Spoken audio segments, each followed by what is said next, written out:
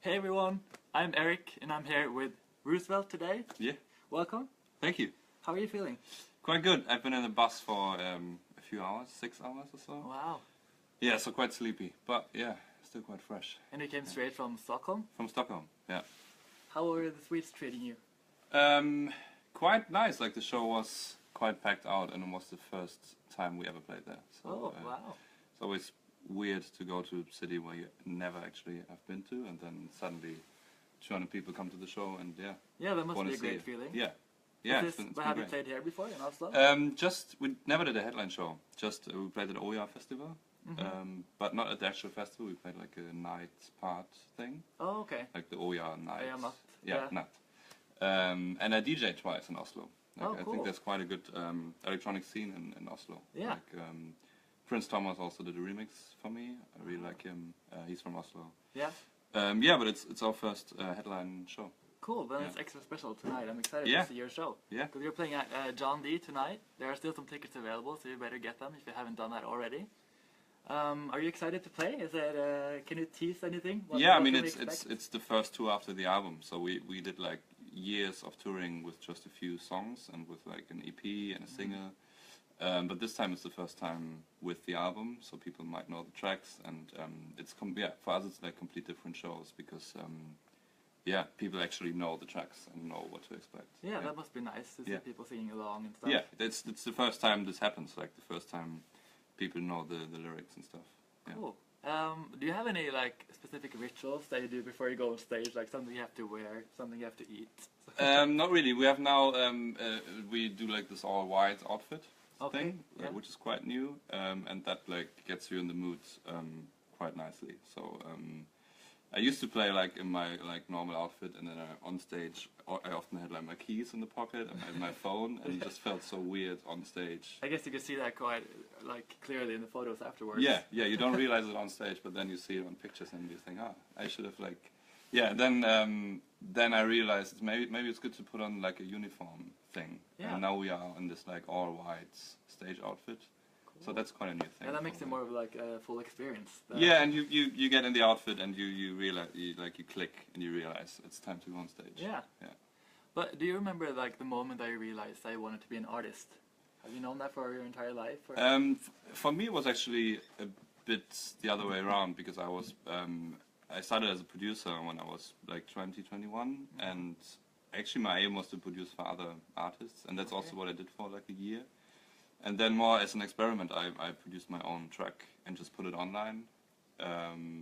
And then it all happened from then on. Like it wasn't really a plan for me to be on stage Oh, actually. really? What song was that then? The first? C, Oh, the okay. first singer, yeah. Wow. And so it just came. I mean, the advantage of that is that it's really came natural, and it wasn't really forced that much. Like Yeah. everything that came from that singer was really, came to me step by step, and it's already 5 years ago or so. So even that album took like quite a long time for me, and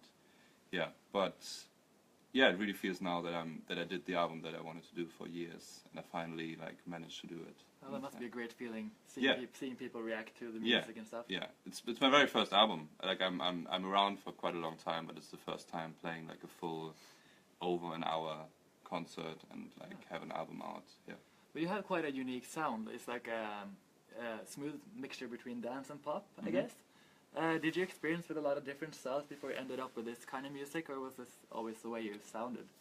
I guess it's just the sound I want to do. Like I don't think too much about like mixing genres or stuff, but it's definitely like it has stuff from the electronic music world and from pop music. And on tour we experienced that a lot because we were playing.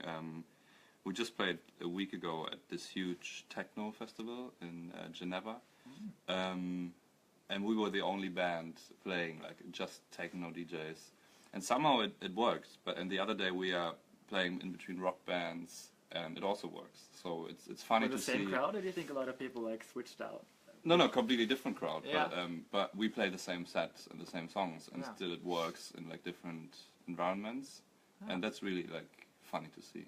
And yeah. Yeah, that must be interesting seeing like the music just fit in wherever you play. Like, Yeah, and people yeah, also I see people like calling me like deep house or whatever, and some people just call me indie pop, and it's just weird to see people perceiving the music so differently. But for me, that's really great. Like, I wouldn't put a label on it. No. For me, it's really hard. Yeah. But I also don't want to tell people that it's like different from what they think it is. Like, if they have their own opinion about your music. Yeah, if they think, like, everyone wants to like label something just to make it more familiar with what they already know. Yeah. So if they want to call it techno, that's fine with me. Like, if as long as they like find an element that they like. Yeah, stuff. I see. Yeah. But do you remember I guess you already talked about the first song you released, kind of. But was that the first song that you ever wrote? In this style, yeah. I mean, I did music in my teenage years, and playing in bands. I was actually a drummer for a long time. Oh, really? Yeah. And in a band that was touring Germany quite a bit. Yeah, I was playing drums most of the time. Yeah. Yeah. But when you made the album, though, was there like a track that really stood out that was difficult to finish, that took a long time? Like, do you have like one standout track? I mean, it's such a mess in the album process that it's kind of hard to tell, because everything lays around a bit, and then I come back to it, and it's not really like finishing a track in 2 weeks. Yeah. But there's this track, Moving On, which is a single, my recent singer. Song. Thanks. And that's one that I started as a demo, and then at some point I thought it's not going to be on the album, because I just didn't know how to finish it. And then when everything was finished, and I think there was already a release date for the album, I just recalled the project and just tried to do something, and then it kind of worked. So it's the track that was there from the very beginning, and then that's at the interesting. very, It turned very out so end. good. I mean, I think in the last week, yeah, I finished it off like the deadline. Oh, that's cool to know. I'll think about that the next time I listen to it. Yeah, yeah. But you also play a lot of DJ gigs, as you said earlier. Do you have like the secret to kind of seeing what people want to listen to? Because you have to, I guess, analyze the room and seeing what people want next. How do you like choose the next song to play? I think you have to find the right balance, that you're not too influenced by what people think, because you have to represent the sound that you're doing, and not just like try to think about what do they want to hear in the next 5 minutes. Yeah. Especially at festivals, when you DJ at festivals, can be really hard, because people maybe want to hear different sound.